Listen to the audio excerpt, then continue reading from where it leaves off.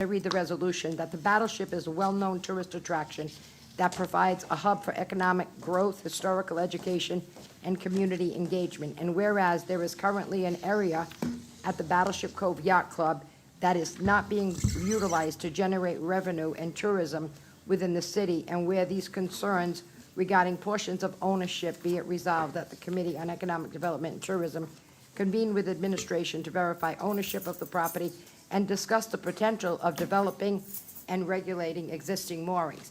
My understanding is that Battleship Yacht Club has a number of moorings, that the city also has moorings there. And that we also, back in May 21st of 2017, I guess the police department purchased for the amount of $20,000 all floating docks and attached structures that are owned by the Battleship Yacht Club and previously used as dinghy docks located in the Battleship Cove just west of the Carousel Building. This property is being sold as is, where is, with no representation of the condition of the property. Is that 2,000, Madam Chair? That's 2017. No, the price you said, it's 2,000? The price was $2,000. 2,000, okay. So, Mr. Akins, can you explain this to me? Because when I see this just as an invoice, there was no bill of sales, council didn't know anything about this, and I know it was before your time. So I'm wondering if you Sure. could fill us in on that. So this is my understanding of the history of this, and if anyone disagrees, I'm open to a conversation about where we're wrong. But what I understand is Bob Smith, a longtime harbor master in 2017, had received complaints through the city council and residents regarding access to this area, which at that point was known as the Battleship Cove Yacht Club. It was a private group, and at that point, the docks were locked and not open to the public. After certain complaints, there was a conversation with DCR Commissioner Leo Roy, who allowed the city to remove the Battleship Cove Yacht Club from the property, and the city would operate the facility as a town dock. Now, that town dock would include 15 transient docks, so a 30-minute tie-up time where somebody just visiting the city could come in, pick things up, drop things off, get family members, and then 25 annual or seasonal moorings that are issued to the boat owners. I can get into those in a second. And I think the transient docks versus the seasonal moorings, they may not have happened all at the same time.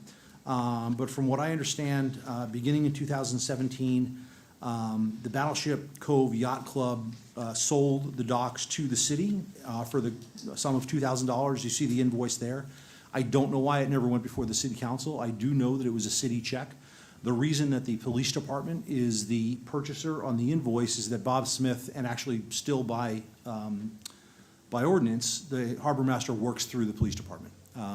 And so the fact that our current harbor master, who's out on injury, is a police officer is not a coincidence. The harbor master, who for a long time wasn't a police officer, was always managed through the police department. So in 2017, there was a purchase from the Battleship Cove Yacht Club. At that point, the agreement with DCR is that DCR would give residents access across its property to access these docks as a town dock, which means open to the public at all times. And the idea was that at least for the past 5 to 6 years, the policy for this facility has been the city of Fall River owns it. It's open to the boating public at all times. Mooring holders, the seasonal holders, can tie up one dinghy to the docks in the water, no dinghies to the actual physical docks, and it's a 30-minute, not the seasonal holders, but the transient holders. It's a 30-minute tie-up for pickup or drop-off only unless authorized by the harbor master. From what I understand now, and because the harbor master has been out injured, and I only learned this recently, there are allegations that the docks are now sort of informally being ceded back over to the Battleship Cove Yacht Club, which is not the agreement, and that the harbor master has allowed those docks to remain locked and no longer accessible by the public. Another thing, at night, you might have problems in the parking lot, because it's a state parking lot, and the state police goes through there and tags cars. I put that here on the second page. Right. On the second page, it has all some kind of possible improvements, and that's our last bit here, mooring or dock user parking. We don't have overnight parking, and so it's hard it becomes difficult, because a lot of times you go away for a weekend, like this past weekend, you go away for Labor Day, you're spending your time on Cuttyhunk, or whatever. You need a place to put your car overnight, and there's none. And now, Okay.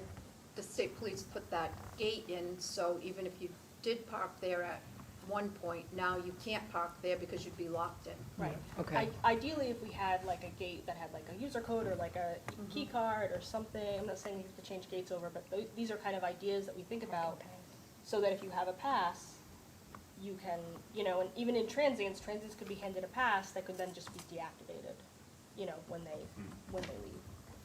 Sir?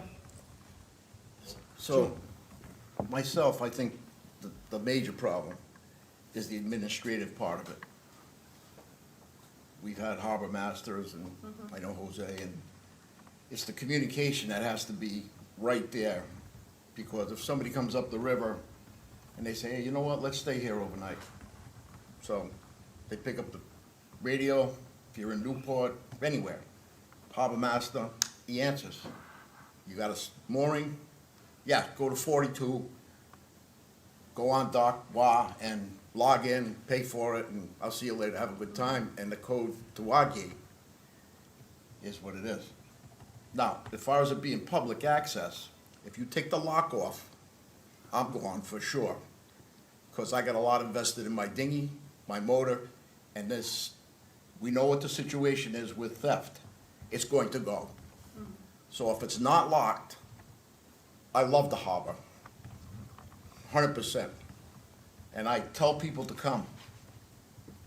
But if there's not a lock on that gate, I'm not staying there. I belong to the Somerset Yacht Club. I have another boat that I keep at Captain O'Connell's. I'm a boater, hard knocks. Every dime I have goes into the river.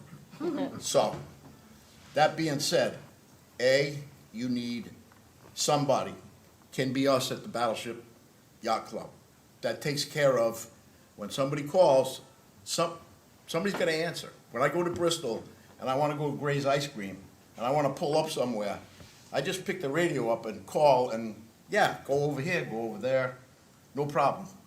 But, So that's, I'm sorry, that's a boat radio, like a police right, radio. exactly. Everyone's got a- I can call the Coast Guard from that. VHF. VHF. It's Everyone's got a VHF. VHF. Right. So, that being said, the first thing we need to do down there is have a point person that's 100% available all the time.